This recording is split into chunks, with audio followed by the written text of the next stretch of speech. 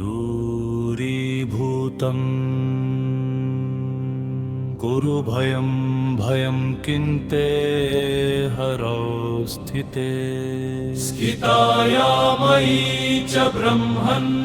सुखं तिष्ठ जगत्पते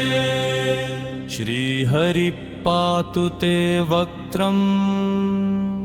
मस्तकं मधुसूदनः श्रीकृष्णश्चक्षुषी पातु नासिकां राधिकापतिः कर्णयुग्मं च कण्ठं च कपालं पातु माधवः कपोलं पातु गोविन्द यशांश केशवः स्वयम् अधरोष्ठं ऋषिकेशो दन्तपङ्क्तिं गदाग्रजः रासेश्वरश्च रसनातालुकं वामनो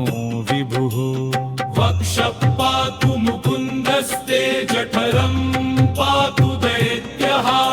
जनार्दनः पातु नाभिं पातु विष्णुश्च ते हनुम् नितम्बयुग्मं गुह्यं च पातु ते पुरुषोत्तमः जानुयुग्मं जनकीश पातु ते सर्वदा विभुः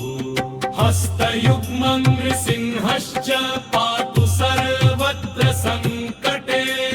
पादयुग्मं वराहश्च पातु ते कमलोद्भवः ऊर्ध्वे नारायणः पातु ह्यधस्तात् कमलापतिः पूर्वस्यां पातु गोपालः पातु वह्नौ दशास्यः वनमाली पातु यां वैकुण्ठ पातु नैरतौ वारुण्यां वासुदेवश्च सतो रक्षाकरः स्वयम् पातु ते सन्ततमजो वायव्यान् विष्टरश्रवा उत्तरे च सदा पातु तेजसा जलजासनः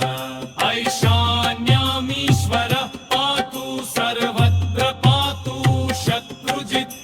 जले स्थले चान्तरिक्षे निद्रायां पातु राघवः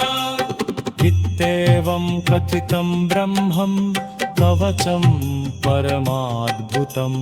कृष्णेन कृपया दत्तं समेनेव पुरा मया शुम्भेन सह सङ्ग्रामे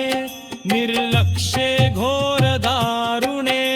गगने स्थितया सद्यः प्राप्तिमात्रेण सोजितः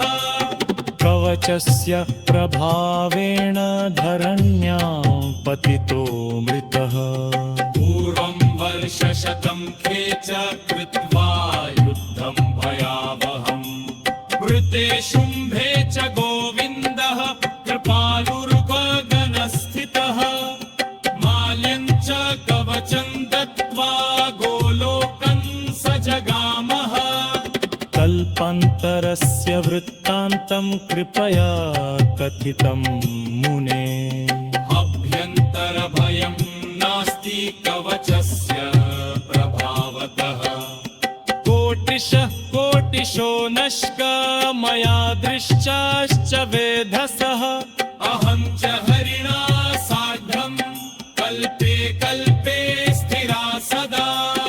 इत्युक्त्वा कवचं दत्त्वा सान्तर्धानं चकारः यशङ्को नाभिकमले तस्थो सकमलोद्भवः सुवर्णगुटिकायां तु कृत्वेदं कवचमन्फरम् कण्ठे वा दक्षिणे बाहौ बध्नीयाद्यः सुधिः सदा विषाग्निसर्पशत्रुभ्यो भयं तस्य न विद्यते जले